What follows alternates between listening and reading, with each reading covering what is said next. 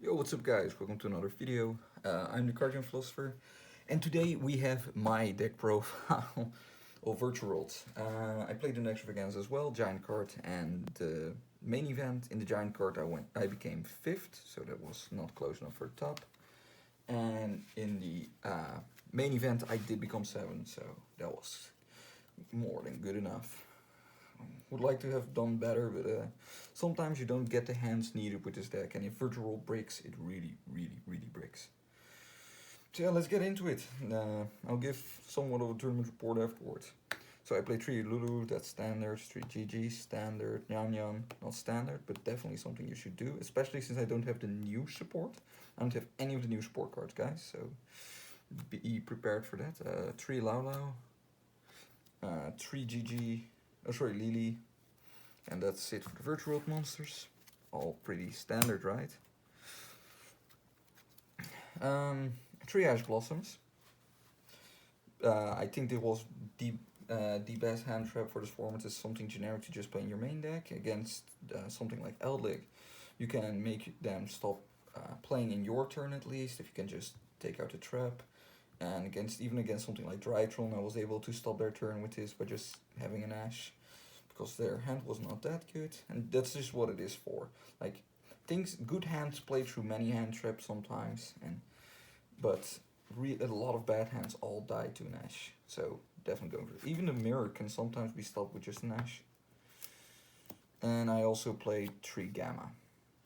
Ash is my defensive trap, and it's also something that I think is really nice to just see as a one-off. To just have as your last card in your hand after you do your complete combo with Virtual Worlds. And then you take back with GG. So having that and follow a play and an Ash to stop them if they would be able to get through your VFD is just nice. Gamma, I think, is terrible as a defensive hand trap.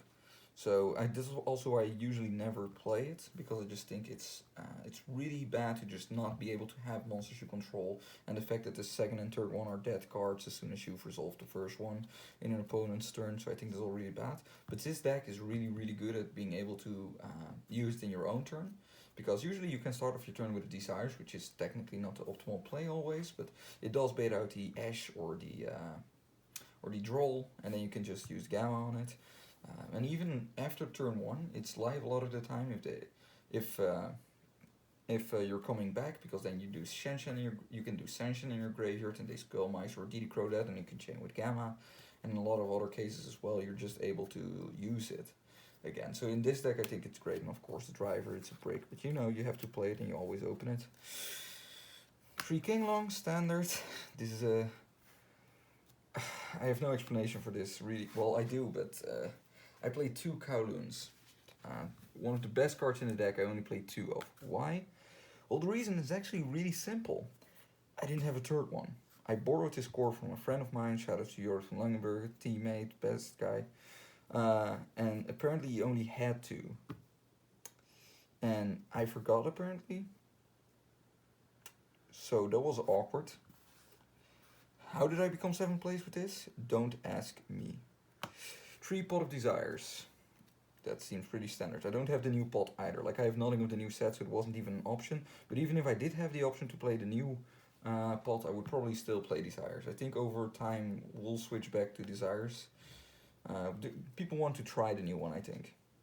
But this is just fine. Like, pretty much everything is still good to draw of Desires, so you don't need to draw just add one, in my opinion. 2 Forbidden Chalice for Zeus. That's basically what it's for. It's also really useful against a lot of the rogue matchups you have in the Benelux, like Dolls or stuff. If they summon Winda, you can still chalice their Winda, and then you can continue playing. And against the Mirror, you can sometimes use it on, if they don't, you can use it on the Drytron, on the Calamities. And then if they use their trap, the Chuche, on the Calamities to make sure that the effect comes through, then you've at least taken out a Chuche for that turn. So you can usually, if you still have 1 attribute left, at least do some things under Calamities. So it was useful, and even if you go blind first, and even then you can just set it, like just when you have Ash, you can just set this instead, and just keep it to negate something, which was really good against the Adamantipator matchup that I had. Then one emergency teleport, that's standard, great extender, we would have 3 wood play tree. One call by the grave, I think it's still really useful in this deck, especially since I can't play through lands here. I just can't, especially since I don't have the new support. I felt like I had to play call by and didn't have this space in the side either, so that wasn't even an option. And it just really worked out against a lot of the, I've also played against Prank Kids both days. No, only the first day, and there it really helped out. Monster Reborn. This is something I don't see anyone play. And I don't know why, because as I said, like usually you have a Pot of Desires at the end, or you have something of a draw through Star Charge Warrior or Coral Dragon, or you have it through Croc or anything. Like you get enough draws that are just one draw that needs to be something good, like an extender. Like mid combo, you need an extender there. That's what I feel like is happening a lot of the time. And Monster Reborn serves that same purpose as all the other ones, except for the fact that it can never, that it doesn't have the hard one's turn clause or anything, so you don't risk. Or you can do it on top of all the other, if you've already used all the other Virtual World cards. People don't expect you to be able to do it as well, so that also won me a game. Definitely something I recommend everyone trying out if you have the space or if you can make it. 3 Chuche. Seems standard, especially since you don't have the new trap, which I didn't. And then 2 strikes. I see this deck as something like Salamangreat. Like everyone says, every card in your deck is Gazelle. So I just thought about, compared a little bit with how I built Salamangreat and stuff, and how people who did well with Salamangreat played it. And I've just felt like you can just do your whole combo with 1 or 2 or 3 cards, and you usually, as I said, you have 1 card left after you do everything usually. And that can be an Ash or it can be a Chalice that you play, but I felt like Strike was just fine as well. Like if you start your turn 1 and you're able to make Calamities or double Calamities, and you have Chuche and Strike, the game is won. Like it's already won with double, like it used to be already won with Calamities, but many people are prepared for it in my experience. But with this, you don't have that issue. They can't play through, like even if they have something like droplets or anything, like the strike usually finishes them off because they've already lost resources, and they just keep their 1 card play or something left, and then you can just strike that, and then their turn is done as well. So that was it for the main deck. For the extra deck, we have 1 Shen. It's good. That's all, like, it's Virtual Worlds, of course you play Shen. I play Mech, I don't have Chao Feng, so I played the Vermilion combos. It was just really good as removal as well. This worked out a few times. Good card standard. Croc, pretty standard. I played Juju, that's pretty standard. Charge Warrior, that's pretty standard. And I only played 1 Cloud Castle, because I only found 1, so I had to play 1 Cloud Castle. Oh, you can see it, guys. Cloud Castle, I only had 1 Cloud Castle, so it was 1 Cloud Castle. Then we get to the spicier cards. I played Trishula. Like, I've heard that this isn't standard, apparently. I think it's really good. Like, it's not good, like, I don't think it's that good going first, because it takes a lot of resources, and if you make this, you usually can't go into Calamities or double Calamities. So taking a card out of the hand there isn't that good if you don't play the hand loop build, which I don't. But going second, like if you go second or in your follow-up turn, this seals the game. You take out the resource from the graveyard, you take out the resource from the field, something permanent that's laying there, even in the mirror, Chuche or something, it's just huge. Or if they have the Shen on the field, banishing that is just incredible. Taking out like the king long out of their graveyard is incredible, and taking the card from their hand as well. Like you do it all in once, and it just steals the game against many decks.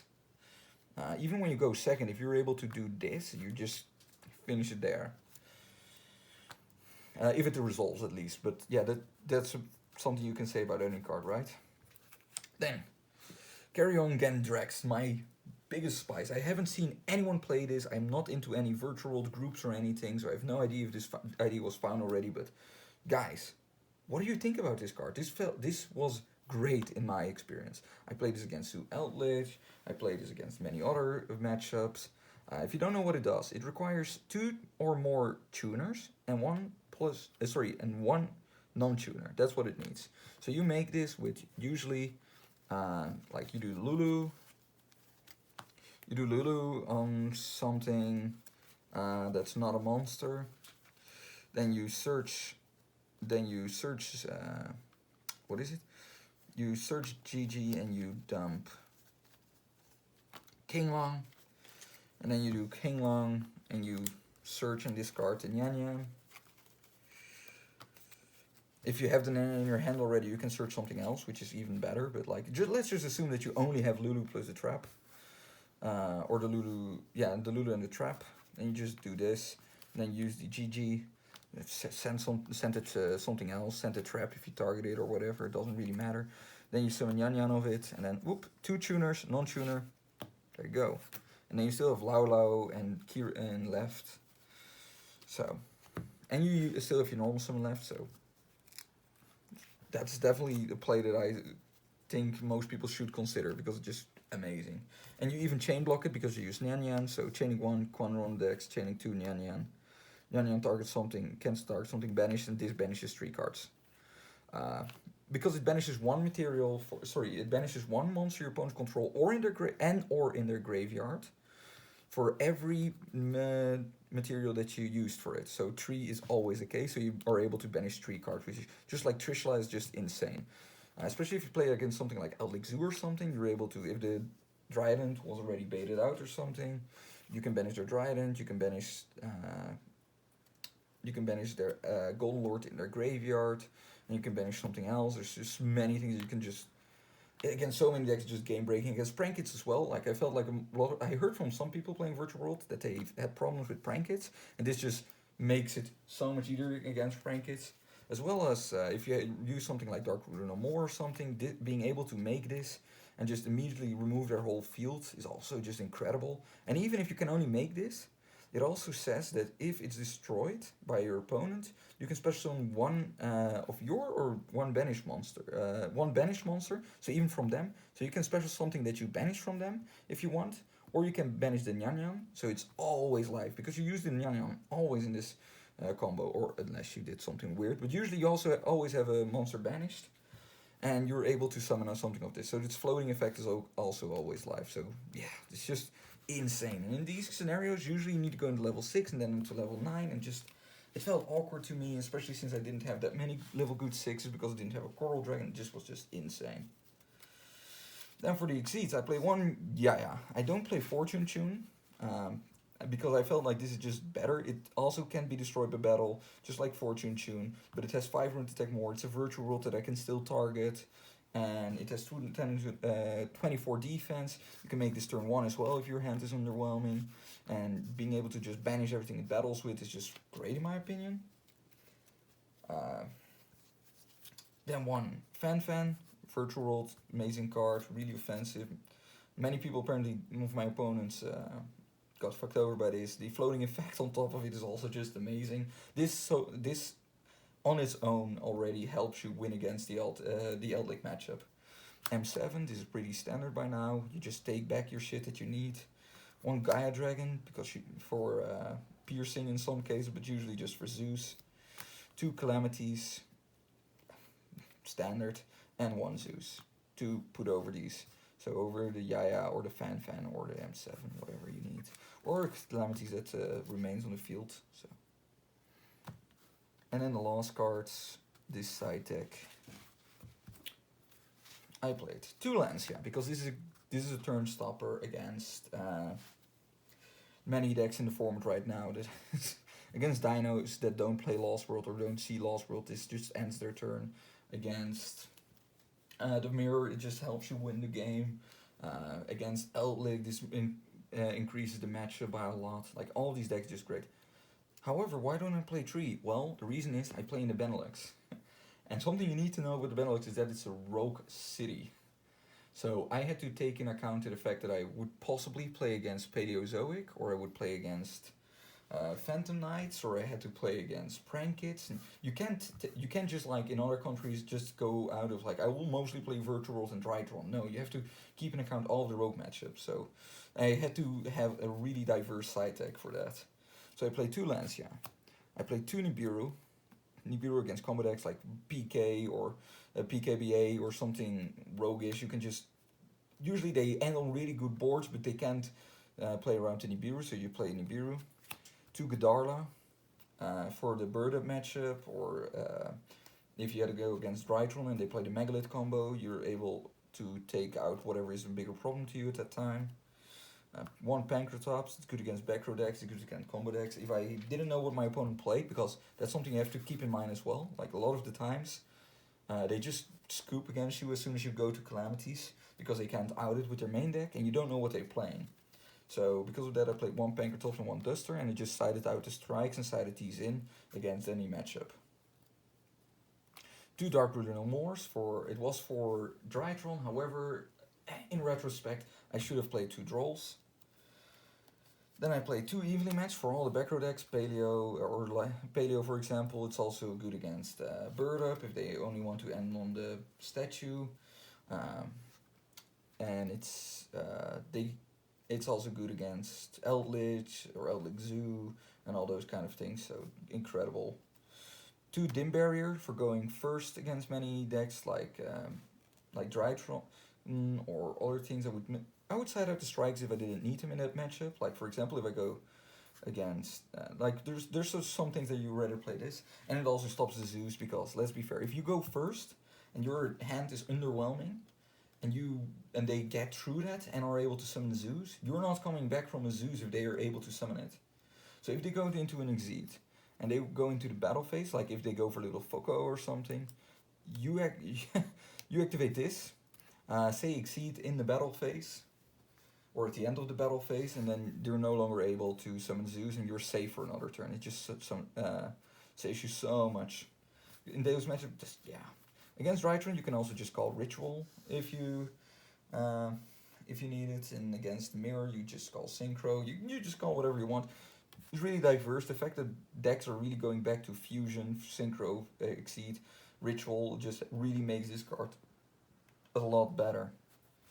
And just more diverse than other things in my opinion.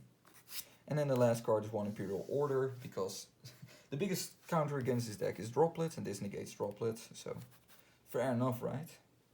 That's it. That's all for the deck profile. How did I do? I'm really glad that I was able to qualify with this event. I'm really glad that I did good again. Sometimes I break, sadly. Thanks to all my opponents for being there. Shout outs to my team for being such a good team, and definitely shout out to Simon Keybones and Jort van Langenburg, especially my 2 teammates, because they borrowed me most of the cards that I needed, and without them it wouldn't have been possible. So thanks guys, and hope to see you next time. Bye.